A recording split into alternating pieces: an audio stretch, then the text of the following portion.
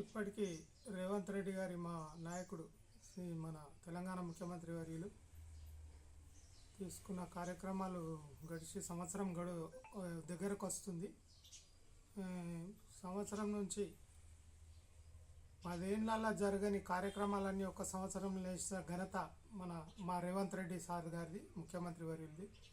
సహచర మంత్రులు అందరు తీసుకున్న కార్యక్రమాలు, రుణమాఫీ 90%, 80 to 90% అయిపోయింది. ప్లస్ ఇంకేంది, రైతు భరోసా కూడా వేస్తలేరనేది ఒకటి వస్తుంది. అది కూడా రేపు సంక్రాంతి తర్వాత వేయబోతున్నారు. ఎకరాకు 7,500. ఇవన్నీ కార్యక్రమాలు. ఇండ్ల కార్యక్రమం ఇవాళ యాప్ విడుదల చేస్తారు మంత్రివర్యులంతా.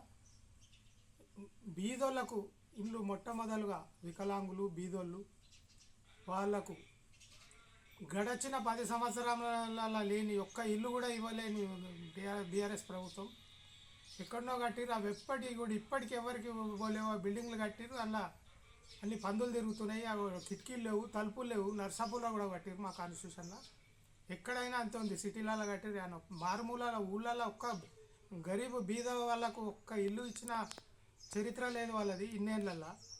మా కాంగ్రెస్ ప్రభుత్వం ఇప్పుడు వితిన్ 1 year లోపలనే షురూ చేస్తున్నారు. బీదోళ్ళకు షురూ చేసి ఒక కాన్స్టిట్యూషన్కు 3,500 ఇళ్ళు మంజూరు అవుతున్నాయి. ప్రతి గ్రామానికి బీదోళ్ళకు మేలు జరుగుతుందని, కార్యక్రమం మేలు జరగాలని కోరుకుంటూ ఇలా మా మంత్రివర్యులు ఆరోగ్య శాఖ మంత్రి గారి పుట్టినరోజు సందర్భంగా మేము ఆయనకు ధన్యవాదాలు తెలుపుతున్నాం.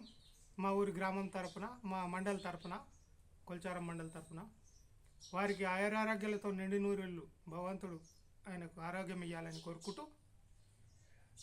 ఈ కార్యక్రమాన్ని ముగిస్తున్నాం.